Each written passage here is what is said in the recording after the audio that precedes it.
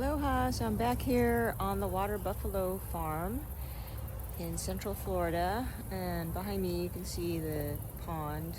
There's no water buffalo there. They must be in another pasture today. So it's not too bad. There's not a lot of trees down, although it's been a week, so they probably cleaned up the major ones that were blocking the road. But here behind me you can see this big tree plant. It's called a chaya, I believe. That one is knocked over, but it looks like it's still rooted, so it's not like uprooted. So somehow I need to prop that up, or I don't know, maybe it will naturally prop itself back up. I'm not sure. And then you can see over here, let's see, where is that? It's hard for me to do this backwards. So let me turn it around here. So you can see there's arrowroot plants here that have been pushed over, but again, they're not uprooted, just pushed over by the wind. Not sure what this other one is called. So, and then we've got a lot of dead leaves that just got blown off of the trees. So they were, attached to the palms, and lots of leaves and branches. So not too bad. And the tree that I was parked next to was an avocado tree that kind of broke in half, but it's still alive. So I'll show you that later or tomorrow. So I need to set up my trailer now, but I'm waiting for someone to help me with parking it, because we're gonna do it in a slightly different angle because of the tree being broken down. There's some debris there that needs to be cleaned up, but there's room for me to park, just in a different way. So just wanted to let you know I'm doing okay. I'm just trying to get settled in here and figure out what I'm going to do next. So thank you for all your prayers and positive thoughts and comments, and I look forward to seeing more from you, and I will do my best to post at least a short video tomorrow during the day to show you some things and let you know how things are progressing. So and I did take my time getting down here, so it took me longer than 6 hours. So I think I left at about almost 9, and then I got here at almost 4. So that's what, 7 hours, yeah. Because I stopped along the way, to get gas and eat and take pee breaks and walk the dogs. And I can only drive at 65 with the trailer, so even though the speed limit is 70, and sometimes I had to even drive slower because I took some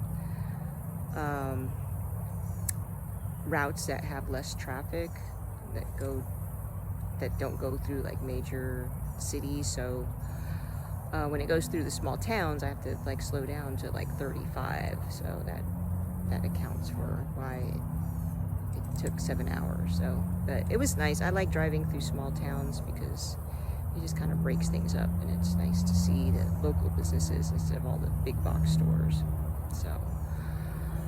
So I encourage you to visit small towns and give business to them when you can, instead of the big box stores. But definitely give business to whatever neighborhood you live in, so that way your local economy can thrive. So that's what I'm hoping will happen here as things get back to normal. But when I've heard, businesses around here are open, further south, it's a different story. So, and please continue to pray for the volunteers and the survivors of the hurricane that are dealing with major devastation.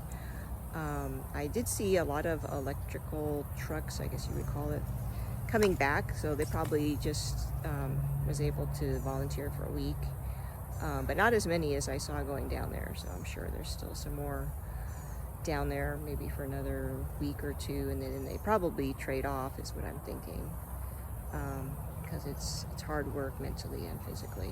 So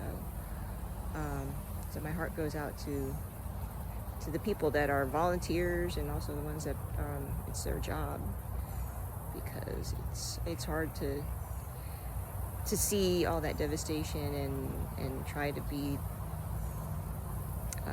there for the people and hear their stories and help them try to figure out what to do next. So it brings a lot of memories back to when I volunteered with Samaritan's Purse back in January. So, and part of me wants to go down there and volunteer, but I know there's a lot of work that I need to do here on this farm to help them get back on their feet, although they didn't have, major disaster like the people further south. But I know God will answer our prayers, and there will be other volunteers. There's so many people in America that could go down and volunteer. So please, if you have vacation time, or if you're retired, somehow if you have a week, if you can go down and volunteer to help out any way you can, even with like cooking or cleaning or helping with the admin work behind the scenes. It's not just about chopping up trees and trying to rebuild homes. There's a lot of little things that people can do, and just talking to people helps the people to like process what's happened to them and realize that there's hope and that life will go on. This is just temporary. So yeah, this is just a drop in the bucket when you compare it to, eternity. So I always try to find a way to be positive about anything, because being negative about it isn't going to help. So I also try to be positive and be caring and compassionate to those that are going through things. So anyway, so I'll talk to you tomorrow, God willing. So mahalo for watching, and let me know in the comments if there's anything that you need prayer for, or anything that you want to share that could help the community online.